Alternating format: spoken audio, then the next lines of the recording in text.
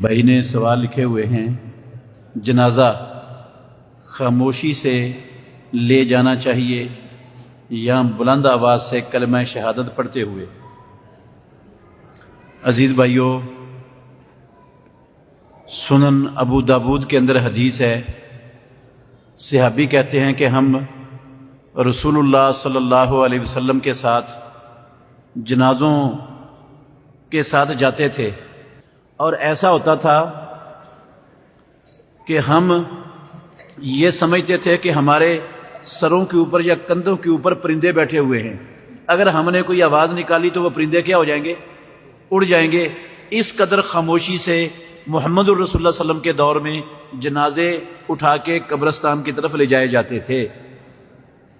یہ جو کلمہ شہادت کا نعرہ لگاتے ہیں لوگ، کندھا دیتے ہوئے، چارپائی کو اٹھاتے ہوئے، یہ طریقہ نہ تو اللہ نے قرآن میں نازل کیا ہے، نہ مدینے والے امام محمد الرسول اللہ صلی اللہ علیہ وسلم نے سکھایا ہے، نہ پیارے پیغمبر کی زندگی میں ایسا ہوا ہے، نہ خلفائے راشدین میں سے کسی خلیفہ راشد کی زندگی میں ایسا ہوا ہے، نہ صحابہ میں سے کسی ایک صحابی سے ثابت ہے۔ اور میں اللہ کے گھر میں بیٹھا ہوں، علی وجہ البصیرت، اور ذمہ داری سے کہہ رہا ہوں، امام ابو حنیفہ، امام مالک، امام شافعی، امام احمد بن حنبل رحمۃ اللہ علیہم، ان چاروں اماموں کی فقہ میں بھی اس کندھا دیتے وقت، میت کو اٹھاتے وقت کلمہ شہادت کا تصور بھی نہیں۔ کتاب و سنت تو دور کی بات ہے، چاروں ائمہ کی فقہ میں بھی کوئی مائی کا لال کسی ایک کتاب کے اندر یہ نہیں دکھا سکتا یہ طریقہ۔ تو آپ ماشاءاللہ سمجھدار ہیں، جو نہ قرآن میں ہے، نہ سنت میں ہے، نہ صحابہ کی زندگیوں میں ہے، نہ چاروں اماموں کی فقہ میں ہے، اس کا دین کے ساتھ کوئی تعلق ہوگا؟ یار کم از کم قرآن و حدیث نہ سے تو فقہ میں ہی ہوتا، کہیں کوئی سمجھ آتی۔ لیکن یہ خالصتاً بدعت ہے جو شروع کر لی ہے ہمارے مسلمانوں نے، اور یہ دن بدن بڑھتی ہی جا رہی ہے، بڑھتی ہی جا رہی ہے۔ اصل میں نا کلمہ شہادت پڑھنے کا موقع جو تھا وہاں پر لوگ پڑھنے نہیں دیتے کلمہ شہادت، اور جہاں موقع نہیں ہے وہاں کلمہ شہادت پڑھ رہے ہیں۔ نہ موقع ہے، نہ ثبوت ہے، نہ کوئی دلیل ہے، نہ کوئی کسی کی زندگی میں اس کا تصور ہے۔ موقع کون سا تھا؟ جب بندہ قریب المرگ ہوتا ہے تو محمد الرسول اللہ صلی اللہ علیہ وسلم نے فرمایا اس کو کلمے کی تلقین کیا کرو، لقنوا موتاکم لا الہ الا اللہ۔ جو تمہارے قریب المرگ لوگ ہیں، فوت ہونے والے ہیں، موت کے آثار ان پر آپ کو نظر آ رہے ہیں، اور نظر آ رہا ہے کہ تھوڑا وقت ان کا ہے، قریب ہے فوت ہونے کے، اس وقت ان کو لا الہ الا اللہ پڑھنے کا کہو کہ وہ لا الہ الا اللہ پڑھیں۔ اللہ کے نبی نے کہا تھا کہ نہیں لا الہ پڑھ؟ کس کو کہا تھا؟ اپنے چچا کو، اپنے چچا کو ابو طالب کو کہا تھا، یا میں قل لا الہ الا اللہ، لا الہ پڑھ لے، لا الہ پڑھ لے، میں رب کے ہاں جھگڑ کر تیری سفارش کر لوں گا۔ نہیں پڑھا اس نے لا الہ۔ وہ ایک بچے کی عیادت کرنے کے لیے گیا، رسول اللہ صلی اللہ علیہ وسلم بیمار پرسی کرنے کے لیے، یہودیوں کا بچہ تھا، اس کے پاس بیٹھ گئے اللہ کے نبی، جا کر مرنے کے قریب تھا وہ بچہ۔ آپ نے فرمایا، یا غلام قل لا الہ الا اللہ، اے بچے لا الہ الا اللہ پڑھ۔ اس یہودی کے اس بچے کا باپ یہودی وہ بھی بیٹھا ہوا تھا پاس، اس نے رسول اللہ صلی اللہ علیہ وسلم کی یہ الفاظ سن کر اپنے باپ کی طرف دیکھا تو باپ نے کہا، اتے ابو القاسم، جو ابو القاسم کہتا ہے مان لو اس کی بات۔ بچے نے کلمہ پڑھا اور مسلمان ہو گیا اور فوت ہو گیا۔ رسول اللہ صلی اللہ علیہ وسلم نے فرمایا، ساری اللہ کی تعریفیں ہیں جس نے ایک انسان کو جہنم کی آگ سے بچا دی ہے۔ تو لقنوا موتاکم یہ اللہ کے نبی کے لفظ ہیں، جو قریب المرگ لوگ ہیں ان کو لا الہ الا اللہ کی تلقین کیا کرو۔ ہمارے ہاں پتہ کیا کہا جاتا ہے؟ نا نا نا نا نا، اس کو لا الہ الا اللہ پڑھنے کا نہیں کہنا، عین ممکن ہے وہ تکلیف میں ہو اور وہ انکار کر دے، جب میں نہیں پڑھتا، اور اس کا مجرم آپ ہو جائیں گے۔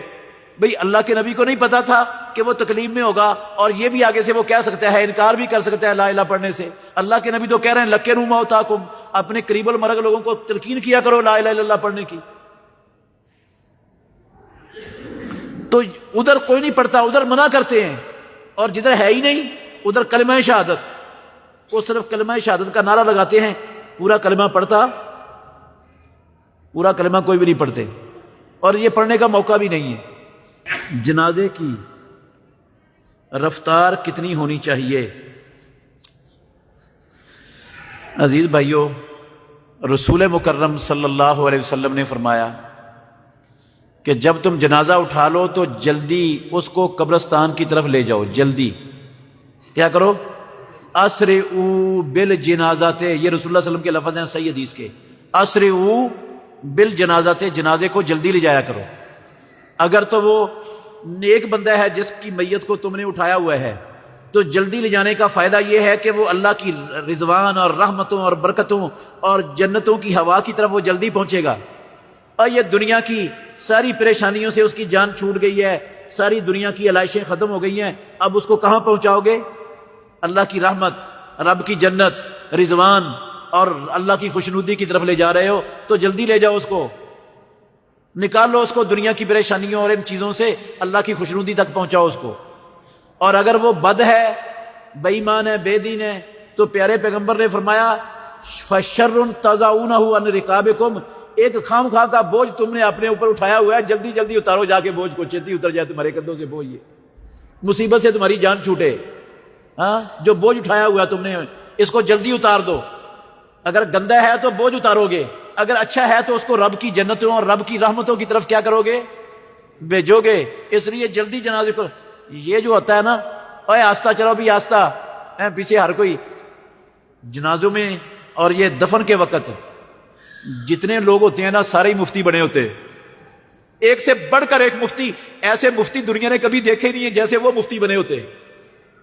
جتنے منہ، جتنی زبانیں، اتنے ہی مفتی، ہر بندے کی زبان کینچی کی طرح چل رہی ہوتی ہے، کوئی کہتا ہے یہ کرو، کوئی کہتا ہے یہ کرو، کوئی کہتا ہے یہ کرو، پتہ کک کا نہیں ہوتا، اور ہر بندہ فتویٰ دینے کے لیے بیٹھا ہوتا ہے وہاں پر، تماشا لگایا ہوتا ہے، تماشا لگایا ہوتا ہے۔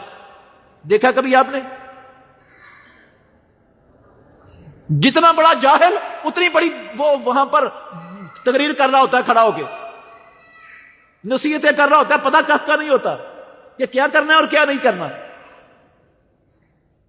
ایک مثال میں دیتا ہوں، ایک مثال دیتا ہوں، میت کو قبر میں پاؤں کی طرف سے داخل کیا جاتا ہے۔ کہاں سے داخل کیا جاتا ہے؟ جو قبر کے پاؤں ہے نا، میت میں جس طرف پاؤں ہے، چارپائی رکھی جاتی ہے، یہ قبر ہے، یہ والی یہ قبر ہے، ایسے بنی ہوئی ہے، تو چارپائی ادھر رکھ کے ادھر نہیں اتارنا ہے، اس کو چارپائی ادھر رکھنی ہے، سر اس کا ادھر آ جائے پاؤں کی طرف، ادھر سے میت اتارنی ہے، ادھر پاؤں کی طرف سے سر داخل کر کے تو اس طرح لا کے لانا ہے۔ یہ کخ کا پتہ نہیں ہوتا، ہر بندہ فتویٰ دے رہا ہوتا ہے، کوئی کہتا ہے ادھر سے لاؤ، کوئی کہتا ہے ادھر سے لاؤ، کوئی کہتا ہے یہ کرو، کوئی کہتا ہے وہ کرو، دوسرے کی بات ہی نہیں کوئی سن رہا ہوتا۔ اور قبر میں جب میت کو قبر میں رکھنا ہے تو امام الانبیاء نے کہا یوجہ المیت الی القبلۃ، میت کا پورا جسم قبلے کی طرف ہونا چاہیے۔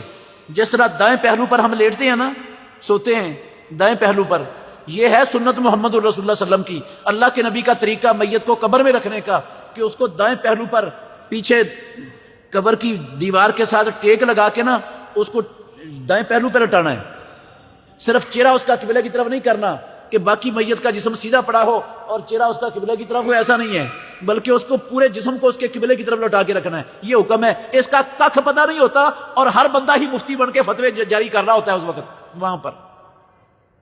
یہ جہالت کی انتہا ہے ہمارے معاشرے کی۔ جنازے کے پیچھے سواری والا آئے اور جنازے کو کاٹ کر جا سکتا ہے یا نہیں؟ بھئی جو پیدل چل رہا ہے نا جنازے کے ساتھ جا رہا ہے، جنازہ پڑھنا ہے اس نے، یا قبر تک لے کے جانا میت کو جنازے کے ساتھ ہے، پیدل چلنے والا وہ پیچھے بھی چل سکتا ہے، دائیں بھی چل سکتا ہے، جنازے کے بائیں بھی چل سکتا ہے، آگے بھی چل سکتا ہے۔ اور جو سوار ہے جنازے کے ساتھ، جو سوار ہے، جو جنازہ پڑھنے جا رہا ہے، وہ سواری والا پیچھے پیچھے رہے گا، وہ نہ دائیں نہ بائیں نہ آگے میت کے چل نہیں سکتا، اس کو اللہ کے نبی نے پیچھے رہنے کا حکم دیا ہے۔ اور جو جنازے کے ساتھ نہیں ہے، جنازہ آپ سڑک پر لے جا رہے ہیں، سڑک پر لوگ جو ہے نا مسافر، ان کی بسیں، ان کی کاریں، ان کی گاڑیاں سفر کر رہی ہیں، تو وہ بھی پیچھے پیچھے جائیں گے جب تک قبرستان نہیں آئے گا۔ یہ حکم ان کے لیے نہیں ہے، یہ حکم ان کے لیے نہیں ہے، وہ ایک سائڈ سے اپنی گاڑیاں گزار کے جا سکتے ہیں، ان کے لیے کوئی رکاوٹ نہیں ہے۔ یہ جو پیچھے پیچھے چلنا ہے یہ ان لوگوں کے لیے ہے جو جنازے پر ہیں اور سواری پر سوار ہیں، موٹر سائیکل پر ہیں یا گاڑی پر ہیں، وہ نہ جنازے کے دائیں طرف چلیں گے، نہ بائیں طرف چلیں گے، نہ آگے چلیں گے، وہ جنازے کے پیچھے چلیں گے، اور جو پیدل ہیں وہ چاروں طرف جہاں مرضی چاہیں چل سکتے ہیں۔ یہ سنت ہے جنازے پر چلنے والوں کے لیے۔ بہترین صدقہ جاریہ حاصل کرنے کے لیے اس ویڈیو کو لائک، کمنٹ اور شیئر کرنا مت بھولیں۔